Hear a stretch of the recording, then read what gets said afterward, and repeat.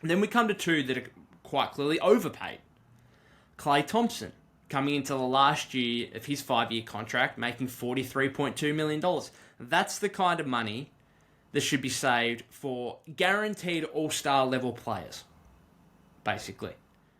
Now, again, I know that at that time you were always going to sign Klay to that, no doubt, even coming off the ACL. But the facts also are that Klay Thompson wasn't necessarily too close to being an all-star last season.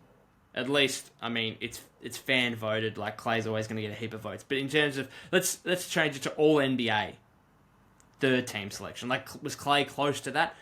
Absolutely not. And so, if you're not really in the realm of making all NBA third team and you're making $43.2 million, there's a pretty good chance that you are quite overpaid. In fact, that's just a fact. You are overpaid. And can Klay get back to being an all-star or an all-NBA team member next season? I doubt it. Now, can Klay be better next season? Yeah, probably. I think, yes, he's getting old, but he's coming off those 2 missed years, 2 major injuries, and I'd like to think that he's still somewhat on the way back up after coming off those injuries. Do I think he's going to be an All-NBA team member? Just no, flat out no.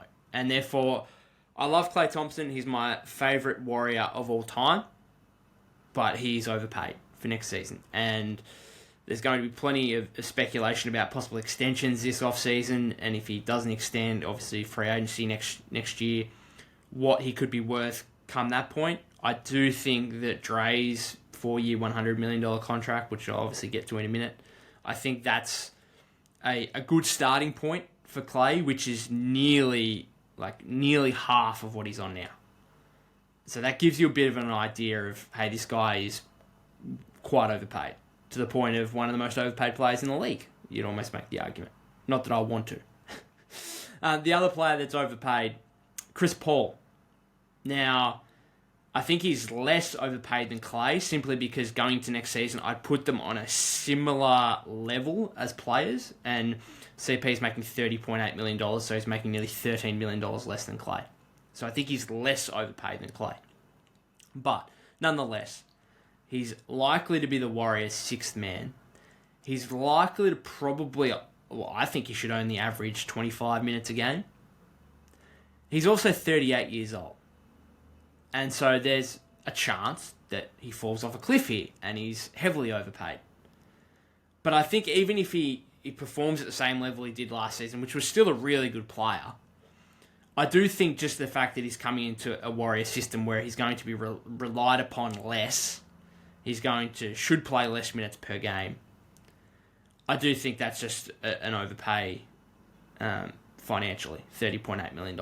There's a clear reason the Warriors did it. They got Chris Paul out of getting rid of a guy that most believe was overpaid in Jordan Poole, who still had 4 years left on his deal at over $30 million on average per season. So it's an overpay, yes, but it's only 1 year left of guaranteed money for Chris Paul.